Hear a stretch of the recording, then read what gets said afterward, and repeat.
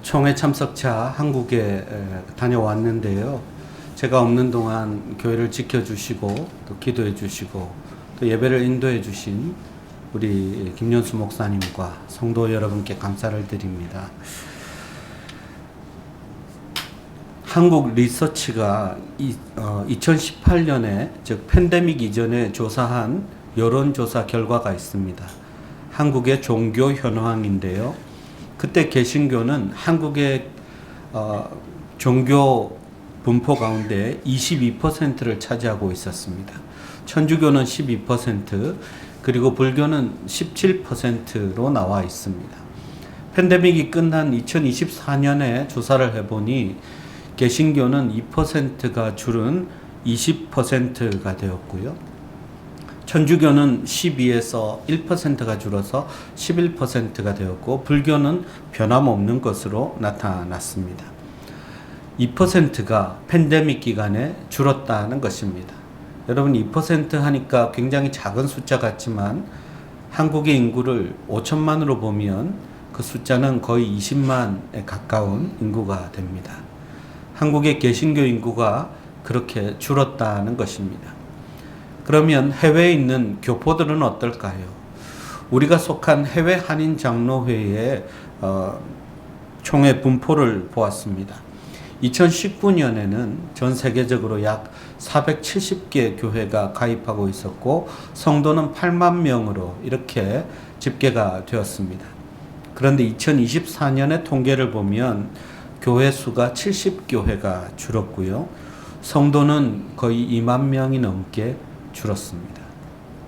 오히려 더 해외에서 신앙생활하는 한인 크리스찬들은 훨씬 더 많이 줄었다는 의미가 됩니다. 왜 이렇게 많은 성도들이 줄고 있을까요? 성도들이 줄었다는 것이 문제가 아니라 교회를 떠나고 혹은 성전을 찾지 않고 집에서 그저 온라인으로 예배를 드리는 것만으로 만족하는 사람들이 늘어가고 있다는 것에 문제가 있는 것입니다. 물론 이 기간에도 교회는 교회 나름대로 여러 목사님들이 실수를 하거나 교회가 잘못하거나 하는 일도 있었습니다. 그러나 꼭 그런 이유는 아닙니다. 팬데믹만이 이유도 아니고 교회가 영적으로 거룩하지 못하고 도덕적으로 타락해서도 아닙니다. 사람들의 의식 속에 교회가 무엇인지, 나는 왜 교회를 다녀야 하는지, 교회는 어떤 일을 해야 하는지에 대한 분명한 의식이 없었기 때문입니다. 그래서 쉽게 교회를 떠나고 쉽게 예배를 포기하고 하는 일들이 나타나고 있다는 것입니다. 여러분, 교회는 무엇입니까? 교회는 어떠해야 합니까? 우리는 왜 교회를 다녀야 합니까? 여기에 대해서 가장 잘 설명해 주는 것이 바로 이 사도행전이라고 할 수 있습니다. 사도행전은 교회 탄생에서부터 그리고 교회의 모든 것들을 잘 보여주고 있는 말씀입니다. 그래서 저는 이제부터 사도행전을 쭉 강해하면서 설교하려고 하는데요. 오늘은 그 첫 시간이 되겠습니다. 사도행전 1장 말씀으로 교회 기초가 무엇인지를 먼저 살펴보려고 합니다. 우리는 사도행전 2장에서 성령이 임하면서 교회가 탄생했다고 그렇게 많이 이야기합니다. 그러나 그렇지 않습니다. 예수님이 계셨을 때부터 교회는 만들어져 있었고, 그리고 예수님이 하시던 사역을 이어받은 것이 교회입니다. 그래서 오늘 사도행전도 보면 누가복음을 쓴 누가가 기록하면서 이전에 쓴 글에는 이라고 시작하고 있습니다. 누가가 데오빌로에게 보낸 이 사도행전을 말하면서 누가복음을 먼저 이야기하고 있다는 것입니다. 교회가 세워지기 전에 엄격하게 말하면 복음이 먼저 전파되었고 복음이 있었습니다. 예수님께서 사도들을 택하고 그리고 승천하시기 전까지 40일을 머무셨다 그랬습니다. 왜 예수님에게 이 40일이 필요했을까요? 부활하시고 그냥 하늘로 승천하셨으면 되는데 왜 40일이 필요했을까요? 이 40일 동안 예수님은 교회의 기초를 놓고 계셨습니다. 교회의 기초는 무엇인가? 3절을 보면 그들에게 보이시고 하나님 나라의 일을 말씀하셨다 했습니다. 무엇을 보이셨습니까? 부활하신 예수님 자신을 보이셨습니다. 예수님이 이 땅에서 선포하셨던 것은 복음이었습니다. 예수를 믿는 자만이 구원을 받을 수 있다는 것과 예수를 믿는 자는 죽지 않고 영생을 얻는다는 것, 그리고 부활을 선포하셨습니다. 그리고 그 말씀을 그대로 다 이루신 후에 부활하신 육체를 제자들에게 보여주셨다는 것입니다. 그때까지만 해도 제자들은 예수님이 살아계신 건지 돌아가신 건지 우리가 보는 것이 귀신인지 몰랐습니다. 부활이라는 것을 생각조차 못했기 때문입니다. 그래서 예수님은 부활하신 육체를 입고 제자들에게 나타나셔서 만져보라고 말씀하셨습니다. 함께 떡을 먹으셨습니다. 너희들이 지금 보고 만지는 이 부활하신 예수 그리스도가 바로 너희들이 지금부터 증거해야 할 예수 그리스도, 참 하나님이시라는 것을 제자들에게 보여주셨습니다. 이것을 위해서 40일이 필요했던 것입니다. 상상 속의 인물이 아니라, 신학이 만들어낸 인물이 아니라 실존하셨고 현존하셨고 그리고 부활을 몸소 보여주신 예수님이라는 것을 제자들에게 보여주시고, 앞으로 너희들이 증거할 예수는 너희들이 만져보고 직접 보고 체험한 예수라는 것입니다. 그럼 제자들이 어떻게 증거할까요? 내가 만져봤어. 내가 직접 봤어. 내가 직접 주님과 이야기를 나눴고 함께 음식을 먹었어. 여기서부터 교회가 출발합니다. 교회는 누가 시작하느냐? 예수 그리스도를 만난 사람, 예수 그리스도를 체험한 사람, 예수 그리스도와 교제하는 사람, 그 사람들이 증인이 되어서 시작하는 것이 바로 교회라는 것입니다. 아무나 시작하는 것이 아닙니다.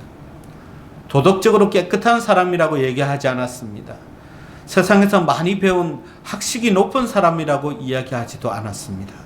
주님을 만난 사람, 누구든지 교회의 기초가 될 수 있습니다. 누구든지 증인이 될 수 있기 때문에 그렇습니다. 주님을 만난 사람, 그렇다면 우리도 교회를 이룰 수 있는 것이죠. 우리도 증인이기 때문입니다. 그 다음에 주님께서 이 40일 동안 가르치신 것은 하나님 나라에 관해서 말씀하셨다 그랬습니다. 하나님 나라가 예수님이 이 땅에 오신 목적이고 교회의 목표이기도 합니다. 우리는 증인으로 복음을 전파하되 우리가 속한 모든 삶의 영역이 하나님의 나라가 되는 것을 많은 사람들에게 보여주고 증거해야 합니다. 하나님의 나라입니다. 사람들의 나라가 아닙니다. 더구나 교회는 하나님의 교회이지 사람들의 교회가 아닙니다. 예수 그리스도가 몸된 교회라고 합니다. 사람들의 교회가 아닙니다. 사람들이 모여 있으나 주님이 주인 되신 교회여야 한다는 것입니다. 그래서 교회는 사람들의 뜻에 따라 좌우되어서는 안 됩니다. 담임 목사 한 사람의 뜻에 따라 좌우되는 것도 아닙니다. 오직 하나님의 말씀에 의해서 이끌어가고 함께 섬기고 같은 방향을 보며 나아가는 것이 진짜 교회입니다. 여러분, 우리 교회에 하나님의 나라가 임해야 합니다. 우리의 삶 가운데 하나님의 나라가 임해야 합니다. 여러분의 삶의 모든 영역 가운데 하나님이 다스리시는 하나님의 나라가 임해야 합니다. 여러분이 사람을 만나는 관계 속에서나, 여러분이 일을 하는 직업 속에서나, 여러분이 비즈니스를 하는 모든 삶의 정황 가운데 하나님의 나라가 임해야 합니다. 하나님이 다스리셔야 합니다. 예수님은 이것을 위해서 우리에게 40일 동안 계시면서 하나님 나라를 가르쳐 주셨습니다. 하나님 나라의 핵심 진리를 이 제자들에게 가르쳐 주신 후에, 그럼에도 불구하고 제자들이 잘 깨닫지 못하니까 너희들을 잘 가르쳐 주실 분이 올 것이다. 그분이 바로 보혜사 성령이시다. 이렇게 말씀하시고 우리 주님은 부활하셔서 승천하셨습니다. 오직 성령이 너희에게 임하시면 너희가 권능을 받고 예루살렘과 온 유대와 사마리아와 땅끝까지 이르러 내 증인이 되리라. 1장 8절 말씀에 그렇게 말씀하셨습니다. 이것이 교회의 사명이고 비전입니다. 예수 그리스도의 증인이 되는 것입니다. 하나님 나라의 증인이 되는 것입니다. 이것을 위해서 예수님께서 40일 동안 우리와 함께 하시면서 복습을 시켜 주신 것입니다. 이 땅에 오셨던 목적, 이 땅에서 우리에게 이루고자 하셨던 비전, 그것을 가르쳐 주신 것입니다. 자, 두 가지를 말씀하셨습니다. 증인들을 통해서 하나님의 나라를 세워가는 것, 그것이 교회의 기초고 교회의 사명이라고 할 수 있습니다. 사도행전은 특별히 두 명의 증인에 주목하고 있습니다. 첫째는 베드로고요. 두 번째는 바울입니다. 이 두 증인에 의해서 어떻게 하나님의 나라가 확장되고 교회가 세워지는가를 잘 보여주는 것이 사도행전이라고 할 수 있습니다. 한 증인이 중요합니다. 증인이 중요합니다. 한국의 전라도 신안군에 가면 증도라는 섬이 있습니다. 이 증도는 한국에서 가장 복음화된 지역으로 꼽힙니다. 지금도 90%가 개신교를 믿고 있습니다. 여러분, 한국 평균이 22%, 20%인데 증도는 90%가 크리스찬이라는 것입니다. 지금도 주말이면 모든 식당이 문을 닫고 약 2,200명의 섬 주민 거의 전부가 교회를 갑니다. 주일이면 교회에 모입니다. 11교회 교회가 있고 그 중에 6개는 자립교회라고 합니다. 이 섬 이야기를 가지고 천국의 섬이라는 책을 쓴 저자가 있습니다. 이 저자가 교회를 가는 한 할머니를 붙잡고 물었습니다. 할머니, 어떻게 이 섬에는 이렇게 크리스찬들이 많지요? 그랬더니 다 문중경 전도사님 덕분이제라고 이야기하는 것입니다. 문중경 전도사님. 여러분, 이름을 들어보셨는지 모르겠습니다. 이야기를 들어보니까 이 섬의 복음화는 문중경이라는 한 사람의, 한 여인의 헌신을 통해서 이루어졌다는 것이죠. 1891년 신안군 암태도에서 태어난 문중경은 나이 17세에 이 증도로 시집을 왔습니다. 신랑 얼굴 한 번 못 보고 첫날 밤을 치루었는데 그 첫날 밤부터 소박을 맞았다고 합니다. 이후 20년간 남편에게 버림받은 생과부가 되어서 모진 시집살이를 거듭하던 문중경 씨는 우연히 집을 찾아온 전도사를 통해서 복음을 받아들이게 되었습니다. 그리고 복음대로 살기로 결단했습니다. 예수를 믿게 된 그녀는 이성복 목사님의 부흥에 참여해서 가슴이 뜨거워지는 경험을 하고 거듭나는 체험을 했습니다. 이후에 경성 성서학원에 입학하여서 전도사가 되었습니다. 그리고 그는 다시 이 증도로 돌아왔습니다. 고향 신안에 내려와서 고향 신안에서부터 주변에 있는 모든 섬들을 찾아다니면서 복음을 전하기 시작했습니다. 때로는 짐꾼으로, 때로는 우편 배달부로, 때로는 약사로, 때로는 의사로 다니는 곳곳마다 돕고 섬기며 치료하며 복음을 전했습니다. 1년에 9켤레의 고무신을 갈아 신었다고 합니다. 다 닳아서 없어질 정도로 그렇게 발로 다니며 복음을 증거했습니다. 돌짝밭을 걸어 다니면서 복음을 증거했습니다. 아이, 어른, 병자 할 것 없이 보이는 대로 만나는 대로 돕고 섬기며 복음을 전했습니다. 그 결과 이 전도사님의 영향을 받은 많은 사람들 가운데서 김준곤 목사님, 이만심 목사님, 정태기 목사님, 신복윤 목사님, 이봉성 목사님 등 30여 명 이상의 목회자가 배출되었습니다. 그러던 그녀는 나이 59세 되던 해에 6.25를 맞이했습니다. 한 공산당원에 의해서 체포되고 몽둥이로 찜질을 받은 후에 그리고 총살을 당하게 되었습니다. 그녀가 마지막 남긴 말은 아버지여 내 영혼을 받으옵소서. 주님께서 말씀하신 것과 똑같은 말씀을 남기고 그녀는 형장의 이슬로 사라졌습니다. 총탄을 맞고 숨을 거두었습니다. 그런데 그녀의 장례식에는 당대 가장 큰 장례였던 김구 선생님의 장례식보다 훨씬 더 많은 사람들이 모였다고 합니다. 모두가 다 이 전도사님의 전도를 받고 예수를 믿은 사람들, 그들의 자녀, 이 전도사님의 섬김을 통해서 치료를 받은 사람, 나음을 입은 사람, 회복된 사람, 이 전도사님의 손길이 닿은 모든 사람들과 그의 후손들이 몰려들었기 때문에 엄청난 인파가 그녀의 장례를 지켰다고 합니다. 그 결과 이후에 증도라는 섬은 90% 이상의 크리스찬이 탄생한 천국의 섬으로 바뀐 것입니다. 한 사람의 헌신만으로도, 한 명의 증인만으로도 놀라운 일이 일어날 수 있습니다. 사도행전은 바로 그 증인들의 이야기입니다. 여러분, 우리는 사도행전 29장의 시대에 살아가고 있습니다. 28장의 사도행전은 끝났습니다. 그러나 지금도 많은 증인들이 세계 각곳으로 흩어져서 사도행전을 이어가고 있습니다. 계속 써가고 있습니다. 우리 뉴욕의 증인은 누가 되어야 할까요?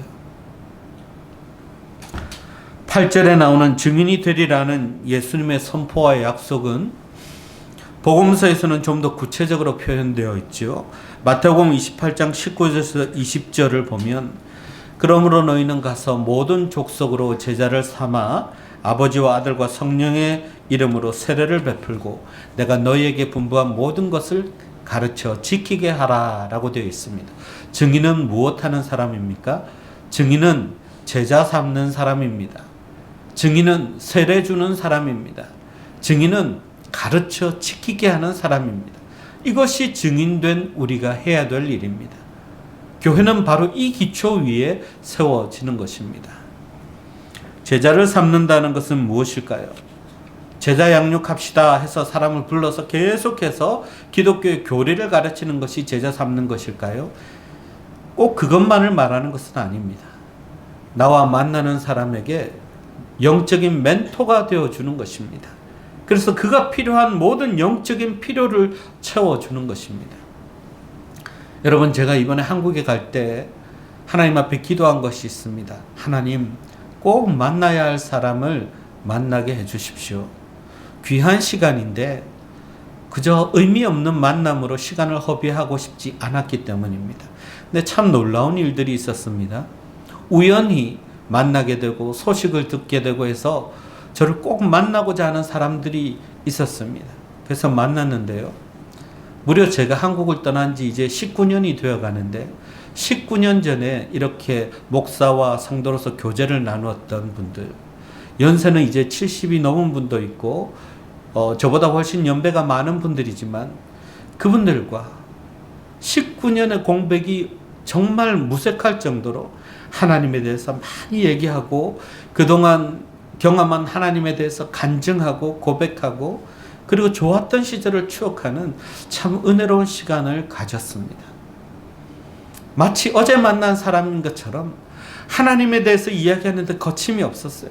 너무 큰 은혜를 나누었어요. 누가 멘토고 누가 멘티인지는 중요하지 않습니다.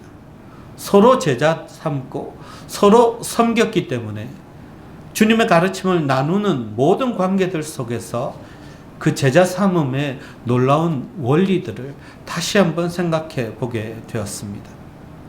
여러분, 우리는 누군가의 멘토가 되어주고 때로는 영적으로 나보다 앞선 사람에게서 배울 수 있는 멘티가 되어야 하는 것입니다. 어떤 분은 우연한 만남 가운데 아들을 뉴욕으로 유학 보내면서 그 아들을 저에게 부탁했습니다. 언제 봤다고 부탁하겠습니까? 영적인 권위를 인정하고 그 만남 속에서 우리 안에 있는 하나님을 발견했기 때문입니다. 아들을 잘 부탁합니다 라고 이야기하는 그런 만남 어떻게 가능합니까? 중학교 1학년 때 단짝이었던 친구가 있어요. 거의 10몇 년 만에 우연히 또 연락이 닿아서 만났습니다. 근데 그 친구는 우연히 제가 섬겼던 교회를 다니고 있더라고요. 그전에는 교회를 안 다니는 친구였는데 그 친구와 이야기를 나누면서 하나님의 섭리가 참 묘하다고 생각했습니다. 앞으로 어떻게 예수를 믿어야 하는지, 내가 아는 하나님은 어떤 건지 신나게 설명했습니다. 그 딸을 통해서 예수를 믿게 되었는데 그 딸을 어떻게 양육해야 하는지 저한테 물어보고 저는 가르쳐주고 누가 제자고 누가 멘토인지는 중요하지 않습니다. 제자 삼고 제자 되는 삶을 함께 맛보았기 때문입니다. 함께 대학에서 공부하다가 목사님의 사모가 된 후배를 만났습니다. 그 사모님에게는 그가 하고 있는 선교에 대한 이야기를 충분히 듣고 내가 한 선교에 대해서, 내가 참여했던 선교에 대해서 함께 나누면서 은혜의 이야기를 나누었습니다. 여러분, 그게 무엇입니까? 그게 바로 제자 삼는 것입니다. 서로 받은 영적인 영향력을 나누는 가운데 그 은혜가 증폭되고 하나님의 나라가 더 확실해지고 그렇게 하나님의 나라는 전파되어 가는 것입니다. 그게 제자 삼는 것입니다. 꼭 성경 공부하는 것만이 제자 삼는 것이 아닙니다. 가르치고 지키게 하라. 이것도 마찬가지고요. 먼저 세례를 주는 것도 마찬가지입니다. 증인은 세례를 주게 하고 또 세례를 받게 하는 사람들입니다. 세례가 무엇이죠? 세례는 인간적인 나의 삶을 죽이는 것입니다. 물에 빠지는 순간 혹은 물뿌림을 받는 순간 생명을 차단하고 다시 예수 그리스도가 내 안에 사는 사람으로 거듭나는 것. 그래서 오직 예수가 내 안에 사는 삶을 살겠습니다 고백하고 결단하고 그렇게 살아가는 것이 세례받은 사람들의 삶입니다. 이것이 바로 증인이 가르치고 증인이 세례받게 하는 이유입니다. 가르쳐 지키는 것도 마찬가지입니다. 복음을 가르쳐 지키는 것, 그저 말로 가르치고 지키는 것이 아닙니다. 복음대로 살고 있는 나의 삶을 보여주므로 네가 믿는 예수라면 나도 믿어보고 싶어 라는 말이 들 만큼 내 삶이 먼저 하나님의 가르침으로 변화되는 것, 그것이 가장 중요합니다. 그것이 바로 증인된 삶입니다. 우리가 지금 가지고 있는 것이 세상 어떤 것과도 바꿀 수 없는 가장 가치 있고 가장 귀하고 가장 중요한 것임을 삶을 통해서 드러내는 것, 그것이 바로 증인의 삶입니다. 우리가 누리는 영생, 내 안에 계신 예수 그리스도, 그분과의 그 아름다운 교제, 영적인 축복, 거룩함, 이런 것이 얼마나 귀한 것인지를 본인이 알아야 증거하고 보여줄 것 아닙니까? 보여주고 싶지 않아도 다른 사람들이 보고 느끼게 되어 있습니다. 증인된 삶을 살아가는 사람들은 그렇습니다. 한국에 가기 전에 우리가 창세기를 새벽기도 때 이야기하면서 야곱의 삶을 마지막으로 묵상했습니다.